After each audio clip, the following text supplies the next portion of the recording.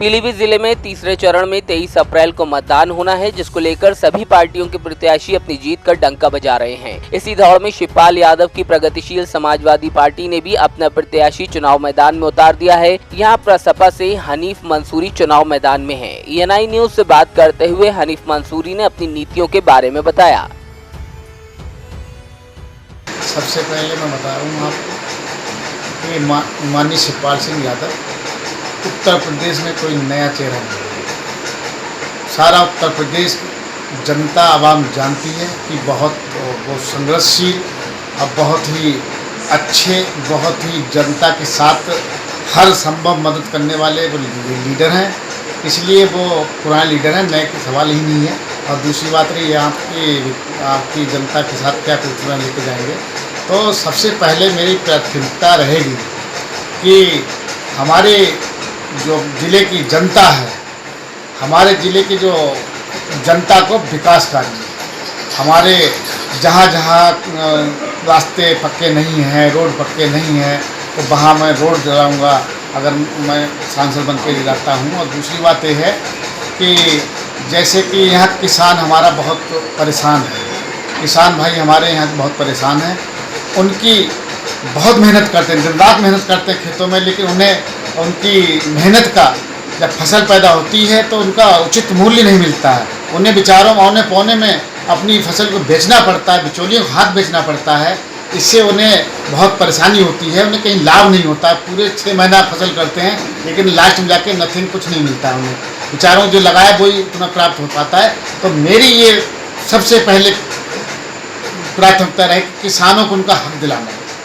उसके दूसरी है कि हमारे ज़िले में जितने युवा हैं उन्हें बहुत बेरोजगारी है, उन्हें हम रोजगार मुहैया कराएंगे। उन्हें छोटे छोटे लघु उद्योग जैसे एक सोसाइटी बना के प्लानिंग करके और उन्हें गवर्नमेंट से स्कीम से उन्हें लाभ दिला के उन्हें व्यापार यहाँ उद्योग लगवाएंगे उनके लिए, जिससे उन्हें रोजगार मिले और अपने पैरों में खड़े हों। और हमारे युवा जो ज़िले के युवा हैं वो तरक्की की तरफ बढ़ें, जिससे ये बेरोजगारी है यहाँ जी। अच्छा, और उसके अलावा कोई और मुद्दे? और दूसरा मुद्दा ये है कि हमारे यहाँ जो मजदूर गरीब लोग बहुत हैं, उनके लिए मैं अलग से मेरा प्लान चल रहा है कि मैं सांसद जब बनूंगा, पार्लियामेंट पहुंचूंगा, तो उनके लिए मैं अलग से प्लान करूंगा कि हर व्यक्ति की आय कम से कम 9,000 रुपये पर महीना होनी चाहिए, हर गरीब व्यक्ति की आय। तो जब मैं पार्लियामेंट पहुंचूंगा तो इन लोगों के लिए, गरीब जनता के लिए, जो बेचारे मजदूर छोटे किसान हैं जिनके पास 6-6, 5-5 बीघा ज़मीन है, उनके लिए मैं एक ऐसी स्कीम बनाऊंगा कि उन्हें हर महीने उन्हें कम से कम 9-10 हज़ार रुपये महीना इनकम हो सके। जिस तरीके से योजनाएं आती हैं यहाँ पे धरातल पर नज़र नहीं आती हैं। ऐसा योजना आती हैं, पेपर में केवल रहती हैं, उनका धरातल पे जनता तक नहीं पहुंच पाती है, जनता तक उसे लाभ नहीं मिल पाता है। इसलिए जनता जहाँ की वहीं खड़ी है। और जहाँ तक कि सवाल है इन सांसदों का, ये सांसद 25-30 साल से हमारे यहाँ भोली वाली ज़िले की जनता को बेवकूफ़ बना रहे हैं। ये खाली आके हवाई करके अपना दिखा के कि हम ये बड़े हैं, हम ये नेहरू परिवार के हैं, ये कुछ नहीं है।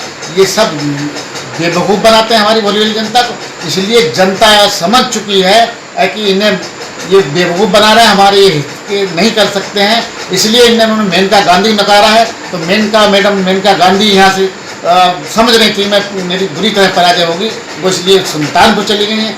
लेकिन जनता, उन्होंने प्लान करके अपने बेटों को उतारा है, लेकिन जनता भी इस बार प्लान कर चुकी है। वरुण गांधी को भी बहुत बुरी तरह हरा के वापस दिल्ली भेजेंगे हम लोग। और हम लोग जीत के पार्लियामेंट, बहुत अधिक मतों से जीत के पार्लियामेंट पहुँचेंगे। और हम जनता के बीच उनसे कंधा से मिला के चलेंगे और जनता के हर दुख सुख में साथ रहेंगे।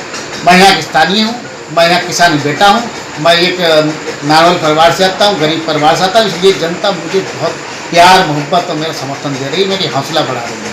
इसलिए मुझे भरोसा है मैं इस जीत के जाऊँगा बहुत बड़ी संख्या में।